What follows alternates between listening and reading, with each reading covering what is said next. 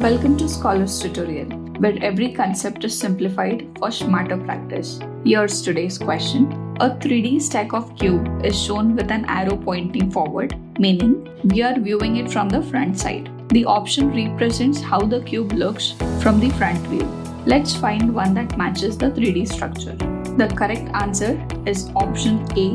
When we view the figure from the front, we can only see the cubes forming the visible height in each column. In option A, the height pattern matches perfectly. A central stack of 3 cubes with lower column on either side. Exactly the front view shows. The other option don't align correctly. Option B, extra cube is visible on the right side, which does not exist. Option C, represents view from the top. Option D, stack is added at the top, which does not exist. Option E, extra cube is added in the top row, which does not exist. Option A shows the correct view in the direction of the arrow. With Scholars Tutorial, visual reasoning becomes simple. Keep practicing and master every cube question with confidence.